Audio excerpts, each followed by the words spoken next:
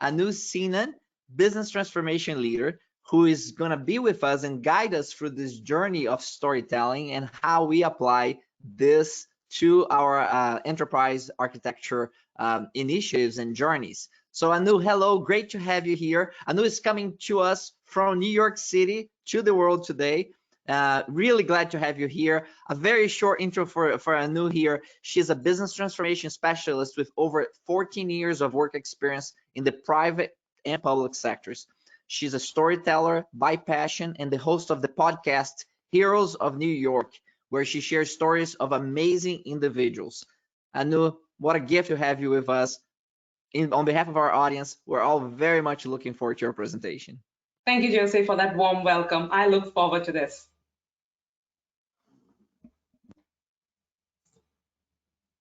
Hello and welcome, everybody. I'm so glad that you're here for the enterprise architecture and the power of storytelling. I believe that most of you are seasoned enterprise architect or technology specialists, and you might be curious to know, what has enterprise architecture got to do with the power of storytelling? As we're going to find out, a lot. I'm sure you've heard many enriching sessions today, 3 to be precise, that took you through strategy and technology. Now we'll see how to leverage that knowledge by bringing on one of the most important skills in a meeting room: communications.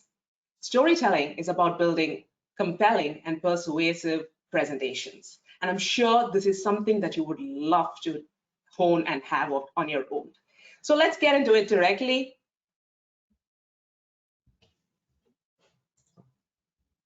The key takeaways. From time immemorial, from the time we've been cavemen and women till date, we are biologically programmed to tell stories. When we talk to friends, our colleagues, our family, we are always telling stories. Guess what happened to me today morning? That's how we begin stories. Our kids are the best. They have no filters and they're total entertainers. So our personal voice is to narrate and engage through stories. But somehow, when we don this corporate avatar like I am right now, we turn off that personal voice and switch on a corporate one. Facts and figures show up. Gone are emotions and humor, all those little nuances that make storytelling so compelling and engaging. And that could be a reason why a lot of presentations are really dry. Today, we will see the power of stories, the structure of a story. We're going to dissect the formula behind the world's best movies and books so that you can write your own story. Yeah, and how to apply storytelling to enterprise architecture. And finally, because we love jargons and technical stuff, I'll also show you how to turn the complex into the simple so that your audience can appreciate what you're saying. Let's begin. Let's talk about enterprise architecture. Everyone in this room understands it. If you were to explain what is EA to someone who's non-technical or has never heard of it before, how would you explain it? There are many ways. I'm going to show you 2. I'm going to introduce you to enterprise architecture using an analogy. In the year 2000, scientists and biotechnologists around the world came together to sequence the human genes. It was called the Human Genome Project, and when they were done, they had sequenced around 30,000 genes in the human body, basically the human genome.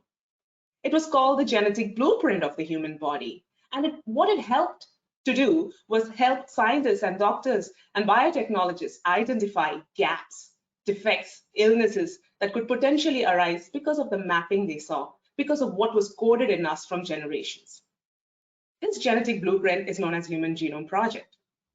Now, similar to a genetic blueprint, in an organization, we can sequence together routers, firewalls, hosting devices and servers, to applications that run on these infrastructure components, and the data that is stored and processed in these applications to the business process that the data enables.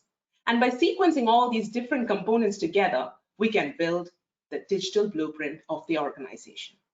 This is known as enterprise architecture. What it enables is for technology people like you and me to take a look at it and identify gaps and redundancies, areas of potential growth, places where we can cut costs. A genetic blueprint mapped to a digital blueprint. That's an analogy. A second way to introduce enterprise architecture is by using a definition. I picked this up from CIO.com. Enterprise architecture is a practice of analyzing, designing, planning, and implementing enterprise analysis to successfully execute on business strategies. EA helps businesses structure ID projects and policies to achieve desired business results and to stay on top of industry trends and disruptions using architecture principles and practices, a process also known as enterprise architectural planning. Question to you. Which one do you think is more effective? Which one do you think the audience would be able to appreciate? Which one do you think they can take away from the meeting with them and relate to someone who was not there? My guess is it's the first. And this, my friends, is the power of storytelling. The ability to relate to someone else using analogies or stories, or using everyday commonplace examples. That brings me to the fact that we should not be using definitions like this. Let's look at the power of storytellings. My previous example elucidates the fact that we all think in images. We can all see the human genome map. We can all see a blue elephant. I'm sure you saw a blue elephant and not the words blue elephant. That's because no matter how analytical we think we are, we're still thinking in images. Storytelling helps to build connections. See, behind every story, there are some core human values that are hard to quantify, but can be conveyed through stories. Pharma companies sell vaccines, but what are they really selling? Health, justice, and hope are similar values that cannot be quantified, but can be conveyed through stories. And stories help to build connections.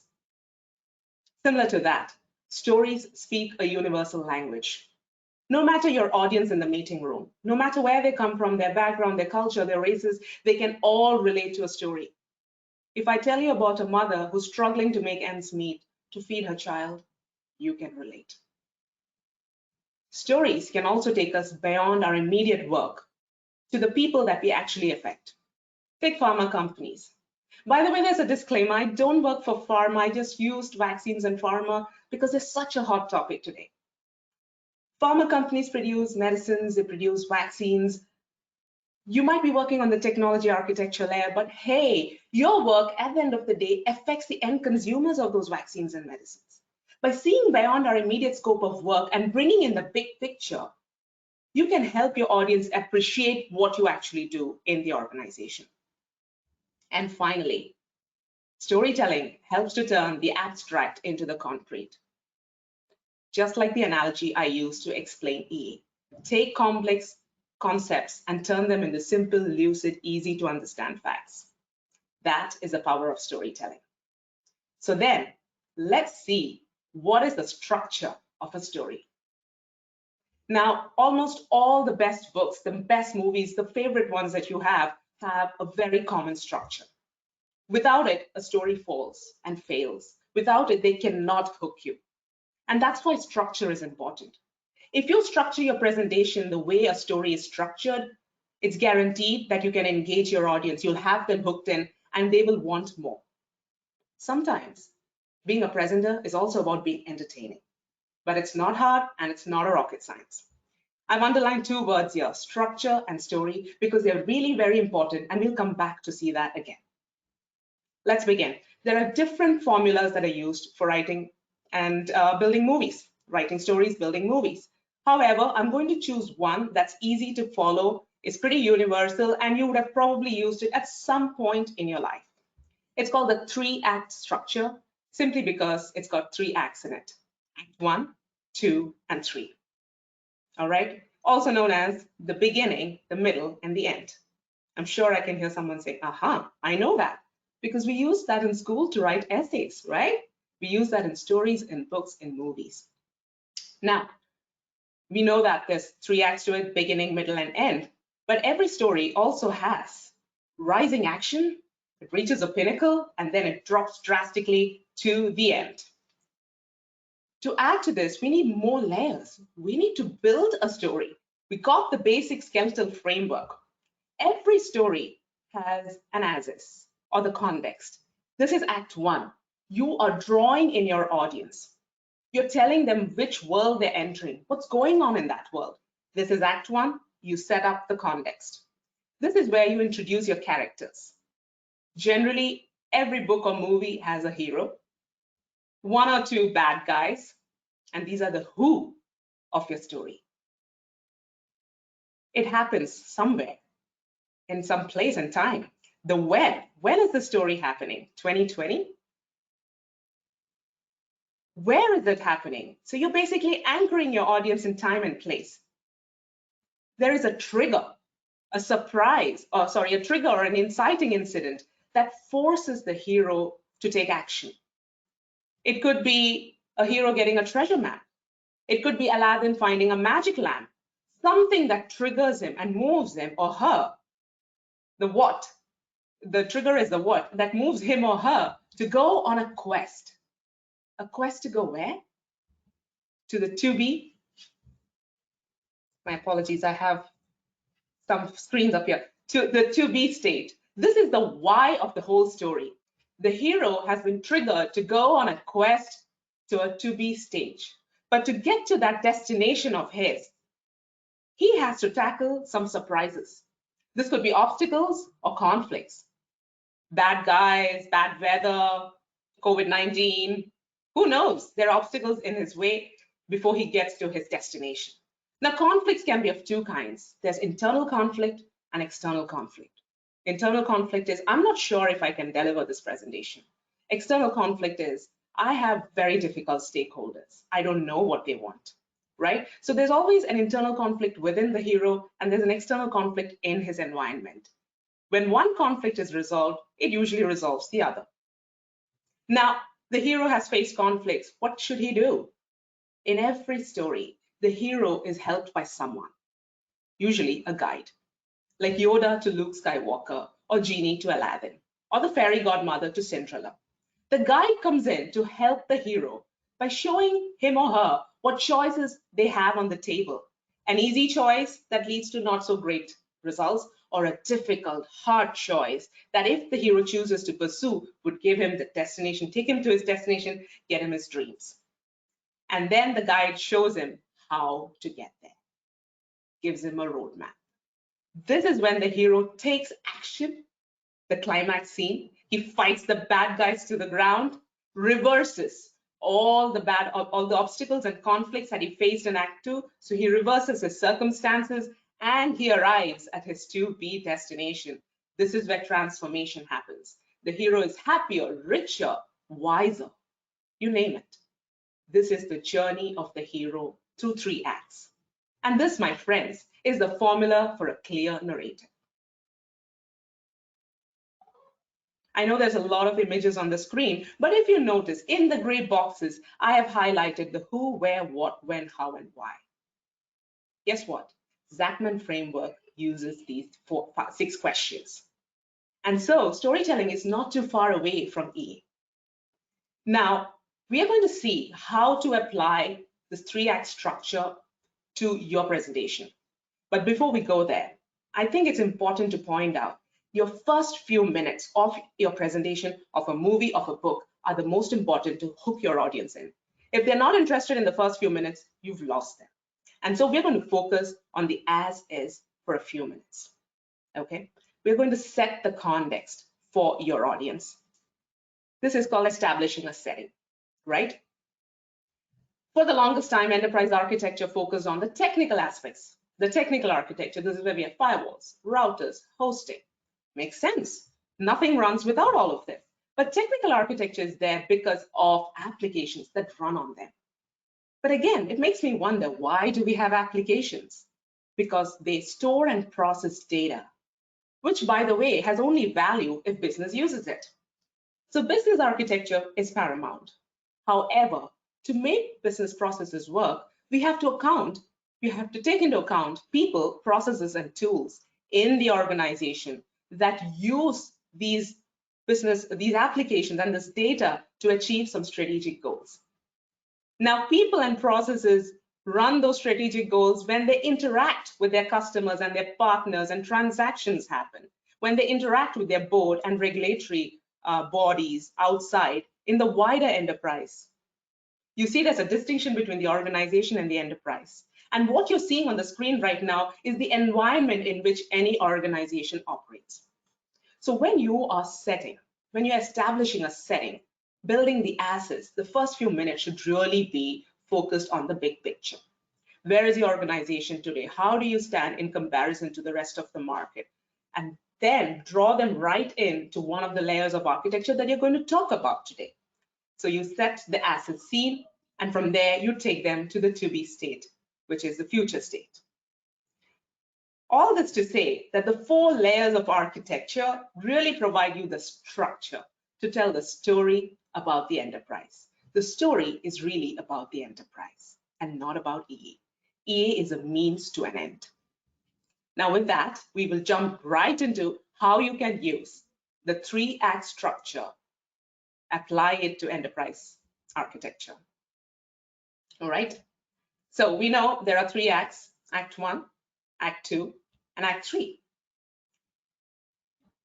I've divided into 3 so it's easier to digest this information. As we saw, the as is the first and most important step. This is where you draw your audience in. Before I go further, I want to clarify one more thing. In my 3-act story structure, I introduced a hero and then I introduced a guide. But we need to clarify who the hero is. In your case, the hero is generally your business stakeholder or leader. The role of the EA really is to be an advisor or a guide to them. And this clarity is important. EA is not at the center of the universe, but EA is enabling the heroes to get across to achieve those business outcomes. We need to clarify this because it is the role of the EA to identify his heroes. They might be in the room, 1 or more, and understand what is their greatest fear and what is their greatest desire. When you understand their greatest fear and their greatest desire, the rest is as easy as a pie. Identifying your users, understanding their persona, understanding their challenges and their aspirations is important to set the tone for the rest of your presentation. There are a variety of EA tools that you can use. Radar maps, business capability mapping, where you map your current applications to what capabilities they address and see where there are gaps. Gartner hype cycle to see the basic period over which a new application is introduced and then it kind of phases out. Now, as a heads up, I've also provided a reference document along with this presentation, which catalogs the different tools you can use at the different stages in this 3-act story structure. So rest assured, you will go home with a bunch of tools that will definitely help you run through this presentation. Now, you set the assets in the first few minutes, and then you show the trigger. What triggers this change? To understand that, you have to list out the drivers for change. Again, a bunch of tools that you can look at as the enterprise architect, the advisor in the room, and bringing in all stakeholders, not just the people in the room. When you are going into a deeper analysis of what causes the change, you need to bring in more people who are affected by this change, stakeholders. Get them into the room, run a live discussion so that you get a 360-degree feedback, a 360-degree view of what impact this change will have. Use different tools like PEST, looking at the environment, social, technology, political environment factors that force you to make this change. Like I said, in 2020, COVID-19 would have been a big factor for many organizations. Listing drivers for change and then identifying what are your possible conflicts and obstacles. The enterprise architect can again help with tools like SWOT, which is for strength, weakness, opportunity, and threat. Understand your external environment, competitors, new entrants, supplier and buyer power. Identifying all of this helps you to eliminate any surprise down the road. This will bring you to the point or a juncture where you have to help the business identify what options are good for them. You can use a prioritization tool, funnels here, bring in the key decision makers who actually take the decision, and then they take action on that. Here you can help by providing them roadmaps with practical milestones and related business outcomes, when and where it can be delivered, and when and how it can be delivered, which leads to a reversal of all of the challenges in front of the organization, leading to transformation, the to-be state. So this is basically the 3-act structure that has now been formulated for you to use for your next EA presentation. With that, I move on to how you can turn the complex into the simple. We've all been down that rabbit hole of specialization and we know our stuff. But people outside of that rabbit hole have a hard time appreciating jargon. And it's important that we demystify it for them so they can relate to us. By the way, that reminds me that storytelling is all about being relatable. If I hear your story of struggle, my friend, I can relate to you. But if you speak jargon to me, I'm lost. And we lose that opportunity to build a real human connection. So let's turn complex into simple. First rule, appeal to the senses. Make it sensory, make it visual, make it visceral. You don't have to put images on the screen. It's your language too. Imagine someone taking their fingernail and drawing down a blackboard. I'm sure your skin crawled. That's because it's visceral language. Try to make your language as descriptive as your presentations. Create characters. This needn't be people, it could be objects. Apple could use iPod as a character to show the product's life cycle. Avoid jargon. You understand cloud, you understand API, but does your business? Do they need to? They probably care more about the end results. So maybe that's where you need to focus. Put numbers on a human scale. 30,000 genes in a human body. Is that a lot or less? I don't know.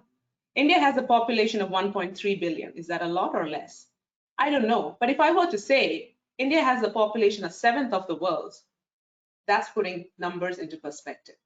Put numbers on a human scale. Don't make it absolute, make it relative and make it relatable to them. Use analogies, metaphors, and comparisons. Case in point, the EA analogy I used earlier in the presentation. Using analogies and metaphors makes it relatable to them because you're using everyday commonplace facts and figures. And finally, my favorite slide, avoid long, wordy presentations. A lot of your stakeholders are busy people and we're all multitasking. There are various things that are competing for their attention. You don't want them to waste their precious processing power on reading through your slides. Besides, you don't want them to read your slides. You want them to pay attention to you. You're the director of this movie and you want to control what they hear and see. So take out those long, wordy slides and you run through that presentation and speak to each slide. With that, I want to bring you to my final words. This presentation helped us understand the power of stories, the structure of a story, applying storytelling to enterprise architecture, and turning the complex into simple. I want to leave you with one parting thought. From the time we've been cavemen and women, listening to stories around a fire, to the time we watched movies in a darkened theater, well, at least in 2019, to sitting around a table, a boardroom, a meeting, listening to someone present, there's something that's common and hasn't changed. That is the magic of building human connections through storytelling. If you apply the 3-act structure and build in all the components that I showed you in this presentation, I can guarantee you, you can bring the same magic in your next presentation. With that, I want to thank you and wish you a good day. Fantastic, Anu. Thank you so much for sharing the power of storytelling with us. And I'm gonna bring the audience back and let me change my background here. And I would like to bring our audience back and have you provide questions for Anu. What are the questions that you have about storytelling and specifically in the context of enterprise architecture? So I'm going to be monitoring your questions as they come in and go ahead and post them at any time that you want. So Anu, right off the bat, you know, I'll have confession to make for you. So I'm like an engineer at heart, and like if you go deep into my DNA, my background's in engineering and investment banking, right? So when I had to present to when I was younger and I had to present to more than 2 people, I would have like a physical reaction. I would start getting blotchy on my face. I would be unable to speak. It was like a horror movie for me to put me in that situation. Now, that is not, you know, certainly a broad generalization, but a lot of my colleagues were like that in the beginning of our careers, and we had that real difficulty in not only putting stories together, but conveying those stories. So what are some suggestions you have for people, especially a very technically oriented crowd that we have here today, on how to start this journey? Mhm. Sure. It's a bit like, and I can totally relate to what you're saying because I started off as a software engineer. It was only natural to speak a technical language in office. But over time, I realized there is power to storytelling. And as I mentioned at the beginning of my presentation, we all have a personal voice. Having that authentic personal voice is more powerful than all the technical knowledge we have. But somewhere along the line, we switch hats. It's like I take off my personal voice and I wear this corporate avatar, and then I've switched. It's a little bit about going back to how can I explain these very concepts to a friend, right? If this person sitting across from me is my friend, and I know we have trouble seeing them like that, it would make it so much easier. Storytelling is something we all do naturally. But if you feel that you're nervous about taking this new way of presenting to your audience, you could do it in small, easy steps. The 3-act structure that I showed helps to build a watertight presentational story. So the next time you have a presentation, use this as a checklist. I've provided in the references and see, oh, do I have jargons? How can I simplify that? Did I answer the who, what, when, where, why?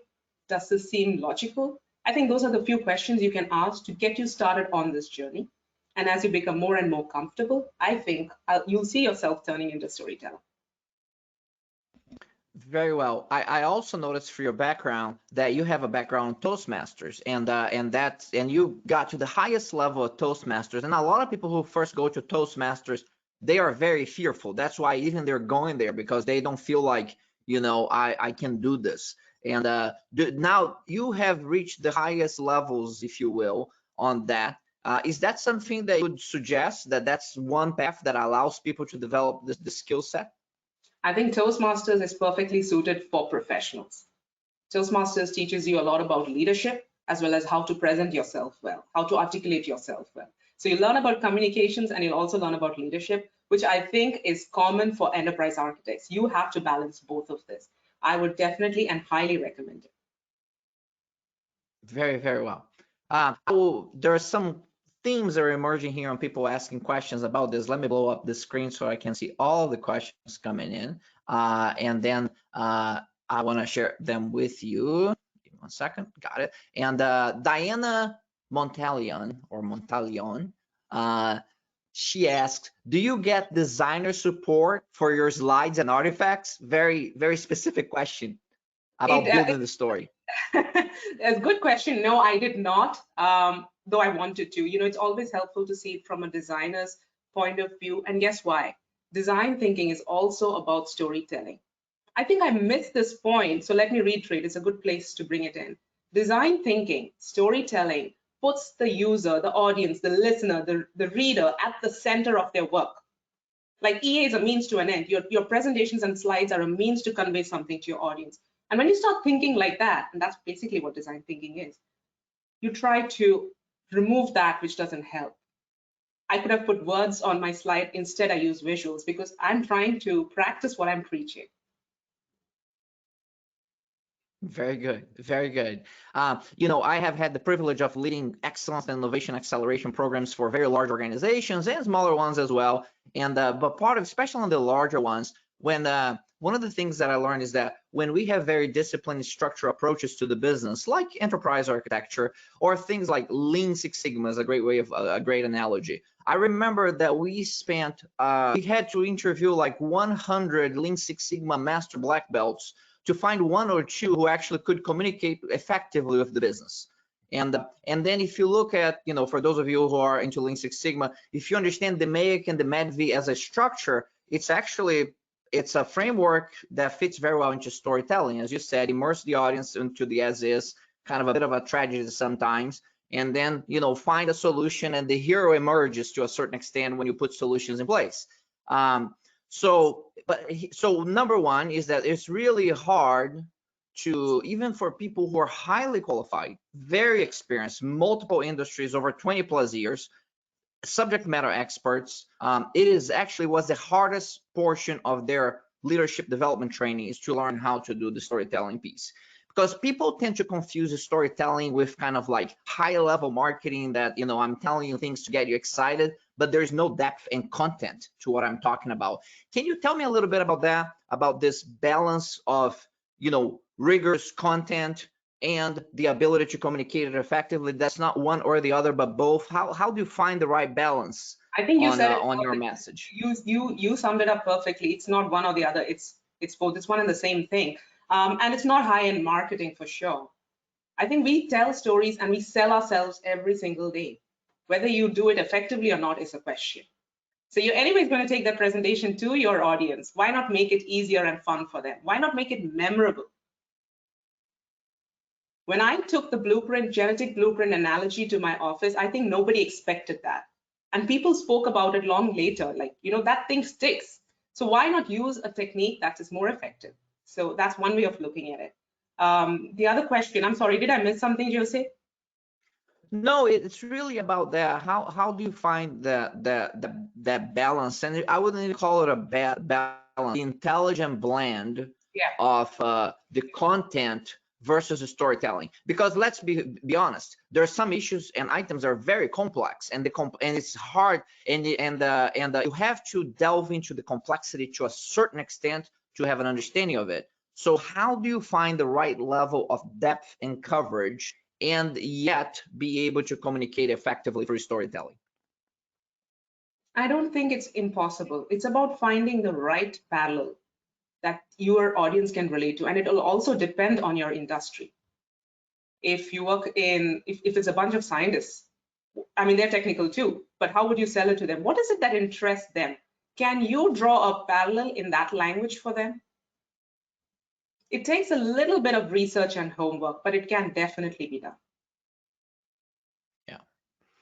Yeah, and I think you pointed out that throughout, it's not easy to make the complex simple. It requires a tremendous amount of work to create a good story. Would you agree with that? I think so. I mean, yes, to make something look simple and effortless takes a lot of effort. One of my favorite quotes from Mark Twain is, and I'm going to paraphrase here, is the one that where he writes to a friend and says, I apologize for the length of my letter. I would have written a shorter one if I had the time." Because it's so much more difficult to summarize our thoughts. You know, in simplification is the ultimate level of sophistication, and it's hard to do. Now, in organizations, within organizations, what do you think is the best way for professionals to start developing the skill set, to start practicing the skill set? You know, any tips on how you'd suggest them practically to start doing these things? It could help if you have creative people around you. So when you build your presentations, you can take it to them and seek their feedback. Do you like this? Did you, where did I lose the audience? Did this engage them? Did they have more questions on this part? I mean, that's the kind of preparation you could do for any presentation. Now, to know if it's really less technical, you might want to take it to someone outside of your team, someone who has never seen that concept, and try explaining it to them. Ask them to relate it back to you and see if the idea stuck. Now, this is the challenge with, conveying something that's really complex. You don't know what the audience took away. So it's always good to do a dry run with someone who's non-technical, who has never heard that concept, and hear what they have to say. That's a great point. There was a question here that relates to what you're just saying, that how do you know if this stuff is working for me? I think you may have just answered this and on getting that feedback. So doing a dry run, getting feedback from someone else. Are there any other suggestions you have about that on testing and seeing how things are working for you? I think, the first test is to run it on yourself. If you go through it, essentially, when you're building a presentation, when you're going to a meeting where you're going to take your audience through something, what is it that you want to achieve? The why and the what. What is it that you want to achieve, and why are we doing it? If that is still clear at the end of the presentation, I think you're good, because eventually that's what they want to hear. The rest is just fancy good stuff, right? And I think related to the question, Jose, that you had on content versus structure. The storytelling structure doesn't take away from content. If anything, it says, if you follow this structure, you'll make your content more watertight. there will be no further questions left because you would have answered all the questions, you would have brought in the right characters, you would have addressed conflicts, surprises, etc. So if anything, it will strengthen your presentation, even if you cannot avoid jargons at the very beginning because you're used to speaking like that. Yeah, I think this concept of less is more is very difficult because people sometimes interpret less is more as, oh, so you just want me to dilute my presentation and do some high level thing. And can you confirm for me that that's not the case, that we actually want less is more is about getting to the essence of what needs to be communicated? Is that correct? Yeah, I think it's at the core of storytelling and design thinking that you have to eliminate anything, any distraction, until only what is required is left back. And that means you have to sometimes kill your babies. That's a term we use very often in storytelling, kill your babies. You love it, but the audience might say, so what?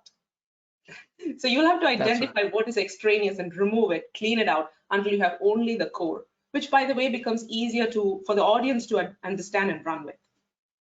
That's such a great insight. You know, the search for perfection in a very complex world, we have a tendency to wrap complex solutions around complex problems, and perfection is not attained by adding things. It's typically attained by removing things until you have nothing left to take out. But you still, that essence, that core, is that content that is still robust and conveys the right message. It's very counterintuitive because people tend to be fearful of missing important details, right? And it's very common that those details, as you said, for the audience, they are a bit of a distraction. They don't really add to the communication.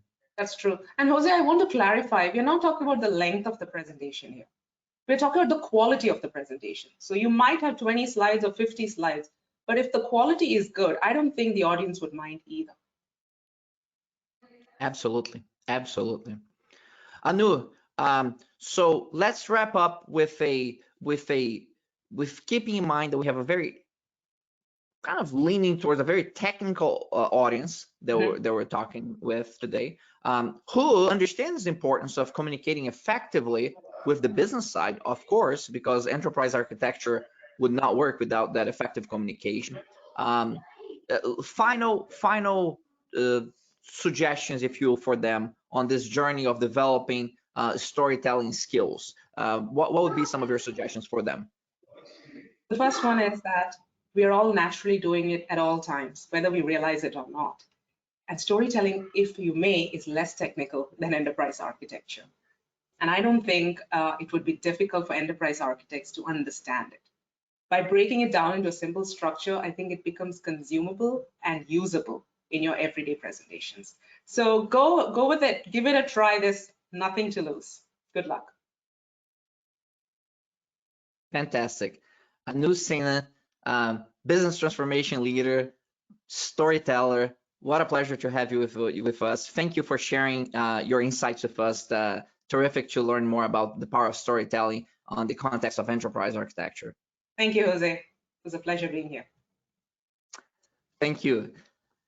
Ladies and gentlemen, this wraps up our first day for Enterprise Architecture Live. It's been a real honor to be with such great speakers today, and we went from capabilities on enterprise architecture to a full, from beginning to end, deployment of enterprise architecture in very large corporations like Deutsche Bank and Johnson & Johnson. And we wrap up day one with a talk on the power of storytelling for enterprise architecture. Now, let's take a quick look before we leave about what's waiting for us tomorrow. We're gonna kick off the day tomorrow with the Chief Strategy Officer for Mega International. Then Hebda is gonna talk about how to become indispensable as an enterprise architect, how you strengthen your enterprise architecture practice by producing valuable business outcomes. Immediately after that, we have Dr. Ulrich Calix from Senior Vice President of Product Management for Software AG, and he's going to talk about strategy execution for the agile enterprise. Be a digital business faster. You know, this blending of speed with agile, but yet having clear directional guidance and strategy on your strategy execution. It's going to be a fascinating coverage from a world leading and expert in this area. We're gonna follow that up with a presentation from SAP, and specifically in the SAP artificial intelligence area. Raul Lodi, Senior Director of SAP Artificial Intelligence, is going to be communicating to us about the top trends on AI and the approach to AI adoption at an enterprise level. So I have had a chance to participate in Raul's presentations in the past, and a fantastic combination of technical insights and business insights on artificial intelligence. Certainly an exponential technology that's it's seeing some widespread use now in many organizations. And then tomorrow we wrap up the day with the lead enterprise architect and senior data scientist for Biogen, and we're looking at how at Biogen they are intertwining the nature of digital transformation and enterprise architecture into secure business operations. So a fascinating view from digital transformation on the biotechnology world, and given by one of its leading experts. So again, thank you for more than 2,000 global participants who joined us today. And I hope to see you back tomorrow for another day of great insights on enterprise architecture. So you can follow up with discussions that we have on LinkedIn. Just follow our discussions that we provided the links for during this chat, or you can look up my name, José Pires, on LinkedIn and see the posting related to this conference. And follow. I'm gonna be posting an update later today. And for those of you who ask where I'm at, I am broadcasting from San Antonio, Texas, and I'm very honored to be with a tremendous global audience of business transformation, excellence, and innovation leaders and enterprise architecture leaders. So thank you very much. We'll see you tomorrow. Take care.